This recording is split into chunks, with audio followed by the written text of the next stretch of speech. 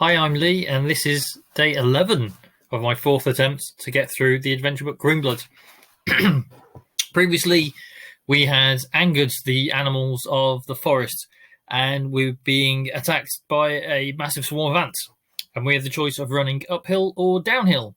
6 of you voted, 3 of you wanted to go uphill, and 3 of you wanted to go downhill.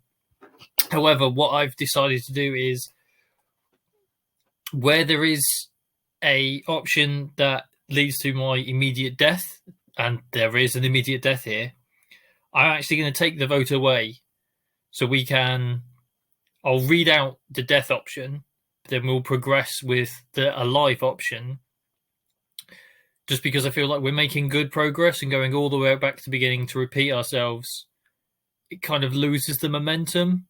Whereas when it's a genuine decision that leads between 2 points, that choice will go back online.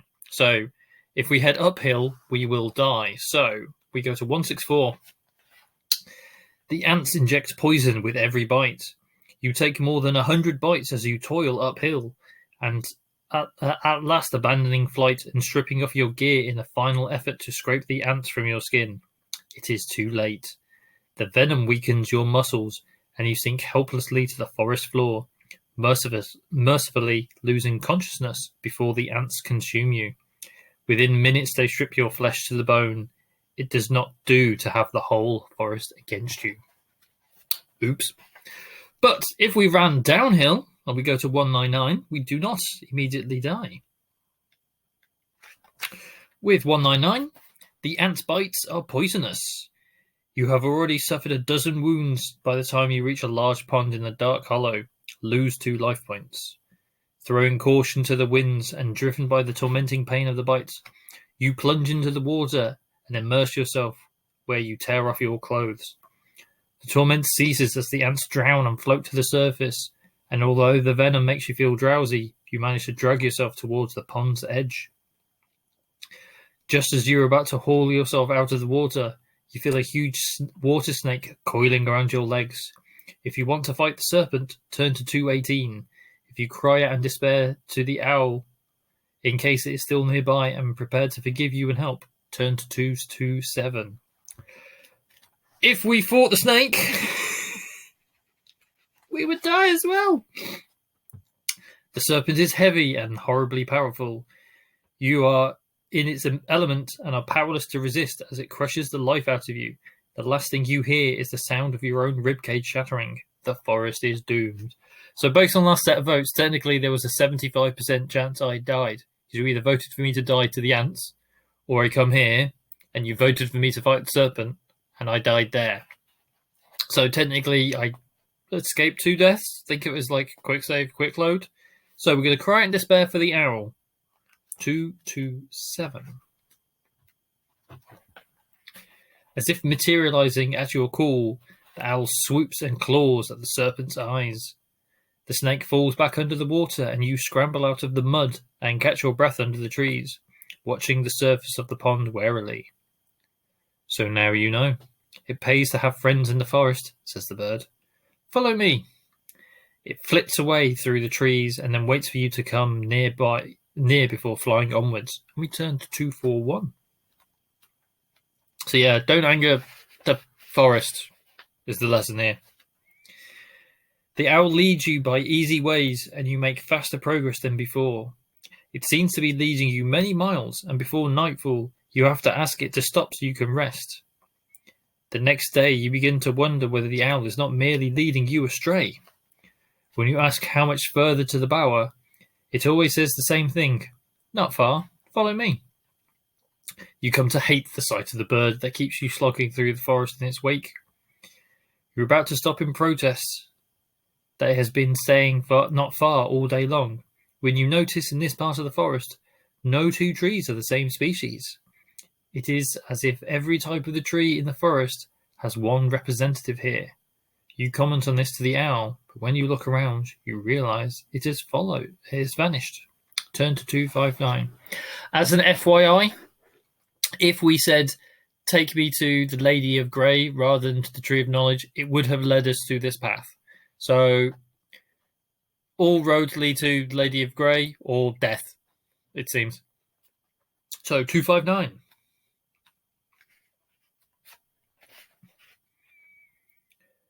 You walk slowly on past a blue cedar that stands beside a tall poplar tree. The trees are festooned with climbing plants, and a spiral of violet wisteria climbs the poplar like and a spiral of violet wisteria climbs the poplar like a barber's pole. The forest seems to quieten around you as you push under a hanging curtain of clematis and honeysuckle and enter a small clearing which is beautifully tended garden.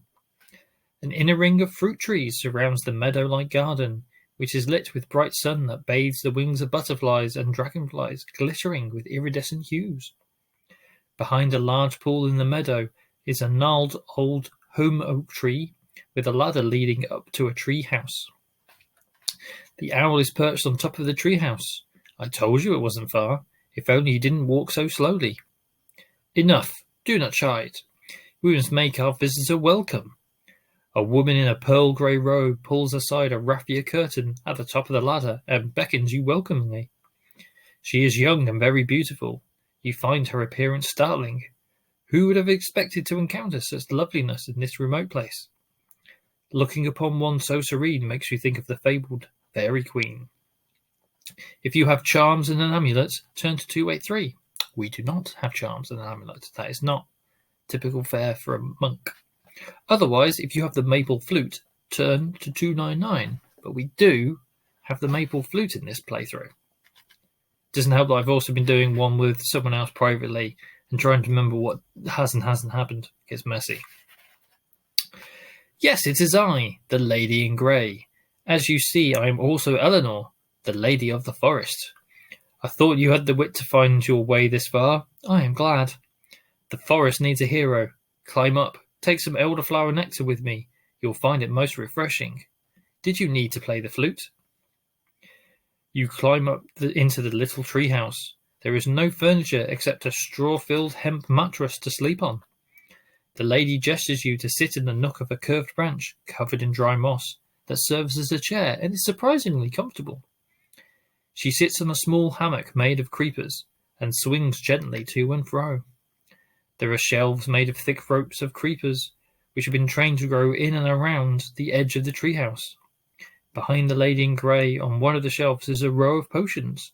The strange liquids, with bright swirling colours, look just as you imagine magical potions do. She looks deep into your eyes and says, "Are you ready to be the forest saviour?"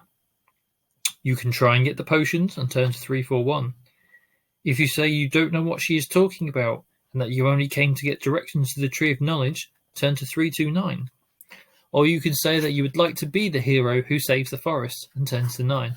And there is a picture of Eleanor and the assorted potions. So, in a very roundabout way, I technically cheated death twice. We got wounded, again. And we have met the Lady of Grey, who is Eleanor. So, do we try and grab her potions? Do we go, none of this mess, just take me to the Tree of Knowledge? Or, yes, I want to be a hero? Up to you all to decide. No, none of those, I believe, immediately end in death. Let me just quickly check, but I think, yep, we don't immediately die from saying any of those options. Yeah. None of those ends in immediate death, so don't worry about that, folks. So, get picking. Let's see what happens. Come back tomorrow. Thanks very much.